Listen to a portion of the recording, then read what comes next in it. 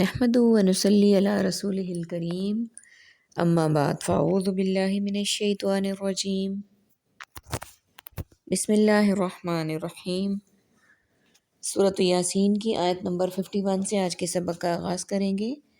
رب اشرح لی صدری ویسر لی امری واحلل عقدۃ من لسانی یفقہوا قولی رب زدنی علما رب زدنی علما رب زدنی علما اللہم فقہنا فی الدین اللہم فقہنا فی الدین اللہم فقہنا فی الدین۔ اعوذ باللہ السمیع العلیم من الشیطان الرجیم من ہمزہ ونفخہ ونفثہ ونفخ فی الصور فإذا هم من الأجداث إلى ربهم ينسلون۔ اور پھونکا جائے گا سور تو اچانک وہ سب قبروں میں اپنے رب کی طرف وہ سب تیزی سے دوڑ رہے ہوں گے۔ قالوا وہ سب کہیں گے یا ویلنا ہائے افسوس ہم پر، من بعثنا من مرقدنا کس نے ہمیں اٹھا دیا ہمارے سونے کی جگہ سے۔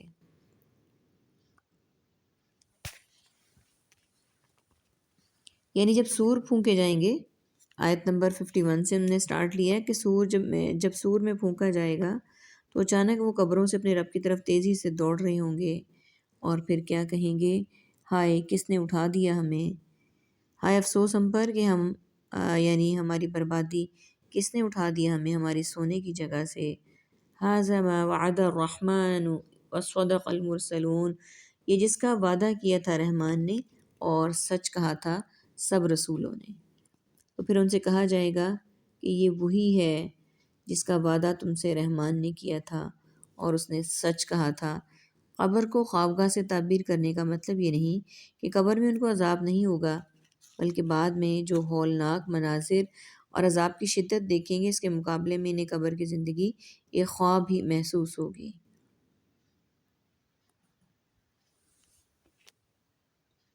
ان كانت الا صيحة واحدة، نہیں وہ ہوگی مگر ایک چیخ۔ فإذا هم جميع لدينا محضرون، تو اچانک وہ سب کے سب ہمارے پاس حاضر کیے ہوئے ہوں گے۔ فَالْيَوْمَ لَا تُظْلَمُ نَفْسٌ شَيْئًا وَلَا تُجْزَوْنَ، اور پس آج نہیں ظلم کیا جائے گا کسی جان پر کچھ بھی، اور نہ تم سب بدلہ دیے جاؤ گے۔ إِلَّا مَا كُنتُمْ تَعْمَلُونَ، مگر وہی جو تھے تم سب عمل کرتے۔ إِنَّ أَصْحَابَ الْجَنَّةِ الْيَوْمَ فِي شُغَلٍ فَاكِهُونَ، بے شک جنت والے آج ایک شغل میں سب خوش ہیں۔ ہم وَأَزْوَاجُهُمْ فِي ظِلَالٍ عَلَى الْأَرَائِكِ مُتَّكِئُونَ، وہ اور ان کی بیویاں گھنے سایوں میں تختوں پر سب ٹیک لگائے ہوئے ہوں گے۔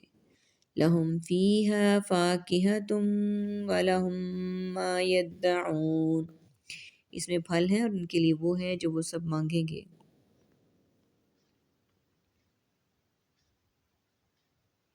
یہ تو وہی ہے جس کا رحمان نے وعدہ کیا تھا اور رسولوں نے سچ کہا تھا۔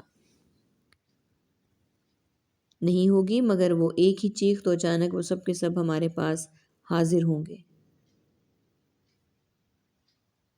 بس آج ظلم نہیں کیا جائے گا کسی جان پر کچھ بھی، اور نہ تم بدلہ دیے جاؤ گے مگر وہی جو تھے تم عمل کرتے۔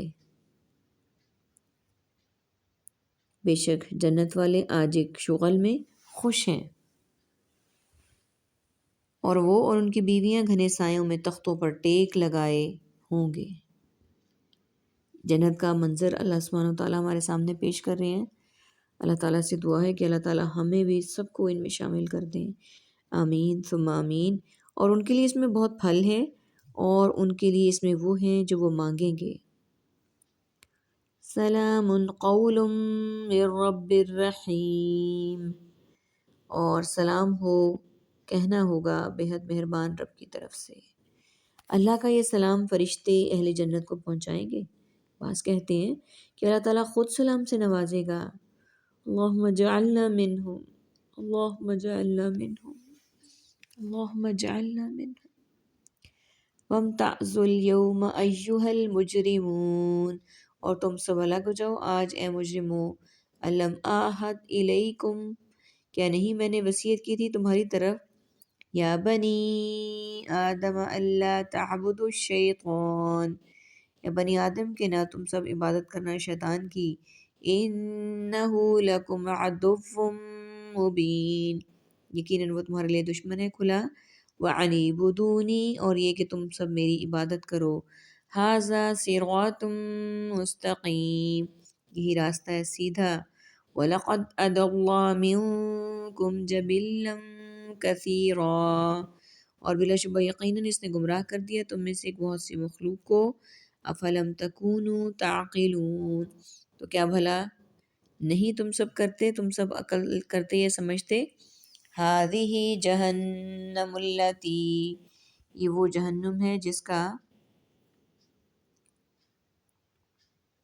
آیت نمبر 59 کو دیکھتے ہیں، اور مجرموں سے کہا جائے گا تم آج الگ ہو جاؤ، آج اے مجرموں، یعنی اہل ایمان سے الگ ہو کر کھڑے ہو، اور یعنی میدان محشر میں اہل ایمان اور اطاعت، اہل کفر و معصیت الگ الگ کر دیے جائیں گے، جیسے دوسرے مقام پر فرمایا وَيَوْمَ تَقُومُ السَّاعَةُ يَوْمَئِذٍ يَتَفَرَّقُونَ يَوْمَئِذٍ يَصَّدَّعُونَ أَيُّ يَسِيرُونَ صِدْعَيْنِ فِرْقَتَيْنِ، اس دن لوگ دو گروہوں میں بٹ جائیں گے، دوسرا مطلب ہے کہ مجرمین میں ہی کو مختلف گروہوں میں الگ الگ کر دیا جائے گا، مثلا یہودیوں کا گروہ، عیسائیوں کا گروہ، سابئین اور مجوسیوں کا گروہ وغیرہ۔ آیت نمبر 60، یقیناً وہ تمہارا کھلا دشمن ہے، الگ ہو جاؤ، کیا نہیں میں نے تمہیں وصیت کی تھی کہ اے بنی آدم تم عبادت نہ کرنا شیطان کی، یقیناً وہ تمہارا کھلا دشمن ہے، اس سے مراد عہد الست ہے جو حضرت آدم علیہ السلام کی پشت سے نکالنے کے وقت لیا گیا، وہ وصیت ہے جو پیغمبروں کی زبانی لوگوں کو کی جاتی رہی، اور بعض کے نزدیک وہ دلائل عقلیہ جو آسمان و زمین میں اللہ تعالیٰ نے قائم کی ہیں، یہ اس کی علت ہے کہ تمہیں شیطان کی عبادت اور اس کے وسوسے قبول کرنے سے اس لیے روکا گیا تھا کہ وہ تمہارا کھلا دشمن ہے، اور اس نے تمہیں ہر طرح گمراہ کرنے کی قسم کھا رکھی ہے، یہ کہ تم میری عبادت کرو، یہی سیدھا راستہ ہے، یعنی صرف ایک اللہ کی عبادت کرنا، یہی وہ سیدھا راستہ ہے جس کی طرف تمام انبیاء لوگوں کو بلاتے رہے، اور یہی منزل مقصود یعنی جنت تک پہنچانے والا ہے۔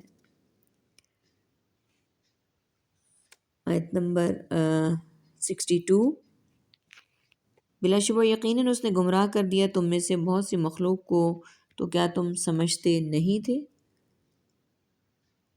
یعنی اتنی عقل بھی تمہارے اندر نہیں کہ شیطان تمہارا دشمن ہے، اس کی اطاعت نہیں کرنی چاہیے، اور میں تمہارا رب ہوں، میں ہی تمہیں روزی دیتا ہوں، اور میں ہی تمہاری رات دن حفاظت کرتا ہوں، لہٰذا تمہیں میری نافرمانی نہیں کرنی چاہیے، تم شیطان کی عداوت کو اور میرے حق عبادت کو نہ سمجھ کر نہایت بے عقلی اور نادانی کا مظاہرہ کر رہے ہو، یہ ہے وہ جہنم جس کا کنتم توعدون، تھا تم سے وعدہ، تم سے وعدہ دیے جاتے، یعنی تم سے جس کا وعدہ کیا جاتا تھا، یہی وہ جہنم ہے، اصلوها اليوم بما کنتم تکفرون، تم سب داخل ہو جاؤ اس میں آج اس وجہ سے جو تھے تم سب کفر کرتے، اليوم نختم على افواہہم، آج ہم مہر لگا دیں گے ان کے منہوں پر، وتکلمنا ایدیہم وتشہد، اور بات کریں گے ہم سے ان کے ہاتھ اور گواہی دیں گے، وَتَشْهَدُ أَرْجُلُهُمْ، گواہی دیں گے ان کے پاؤں، بِمَا كَانُوا يَكْسِبُونَ، اس کی جو تھے وہ سب کمایا کرتے،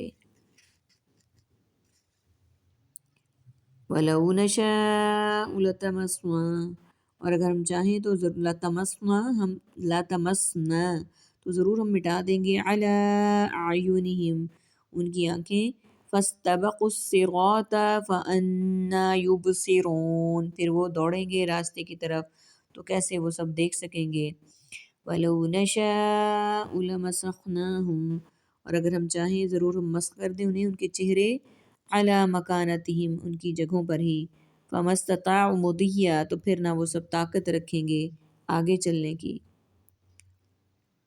آج داخل ہو جاؤ اس میں، اس وجہ سے جو تھے تم کفر کرتے. یعنی اب اپنی بے عقلی کا نتیجہ بھگتو اور اپنے کفر کے سبب سے جہنم کی سختیوں کا مزہ بھی چکھو. آج ہم مہریں لگا دیں گے ان کے منہوں پر اور ہم سے بات کریں گے ان کے ہاتھ اور گواہی دیں گے ان کے پاؤں اس کی جو تھے وہ کمایا کرتے.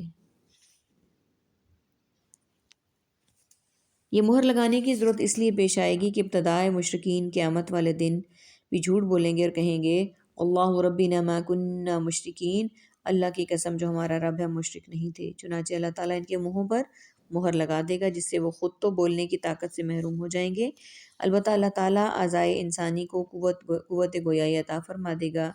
ہاتھ بولیں گے ہم سے اس نے فلاں فلاں کام کیا تھا اور پاؤں اس پر گواہی دیں گے. یوں گویا اقرار اور شہادت دونوں مرحلے طے ہو جائیں گے. علاوہ ازیں ناطق کے مقابلے میں غیر ناطق چیزوں کا بول کر گواہی دینا حجت و استدلال میں زیادہ بلیغ ہے کہ اس میں ایک اعجازی شان پائی جاتی ہے. اس مضمون کو حدیث میں بھی بیان کیا گیا ہے. صحیح مسلم کی حدیث نمبر 2969 اور 2968 میں. اگلی آیت کو دیکھتے ہیں، آیت نمبر 66. اور اگر ہم چاہیں تو ضرور ہم مٹا دیں ان کی آنکھیں، پھر وہ دوڑیں راستے کی طرف تو کیسے وہ دیکھ سکیں گے. یعنی بینائی سے محرومی کے بعد انہیں راستہ کس طرح دکھائی دیتا، لیکن یہ تو ہمارا حلم و کرم ہے کہ ہم نے ایسا نہیں کیا. اگر ہم چاہیں تو ضرور انہیں ان کے چہرے مس کر دیں ان کی جگہوں پر ہی، پھر نہ وہ طاقت رکھیں آگے چلنے کی، ولا یرجعون اور نہ ہی وہ سب واپس آ سکیں گے. آیت نمبر 67 کو دیکھ لیتے ہیں. یعنی نہ آگے جا سکتے ہیں نہ پیچھے لوٹ سکتے ہیں، بلکہ پتھر کی طرح ایک جگہ پڑے رہتے ہیں. مس کے معنی ہیں مس کے معنی پیدائش میں تبدیلی کے ہیں، یعنی انسان سے پتھر یا جانور کی شکل میں تبدیل کر دینا. اللہ تعالی ہمیں ایسے تمام باتوں سے بچا کر رکھے، نافرمانیوں سے، بدعتوں سے، معصیات سے. آمین یا رب العالمین. وآخر دعوانا ان الحمد للہ رب العالمین. سبحانک اللہم و بحمدک نشہد ان لا الہ الا انت نستغفرک و نتوب الیک. السلام علیکم ورحمۃ اللہ وبرکاتہ.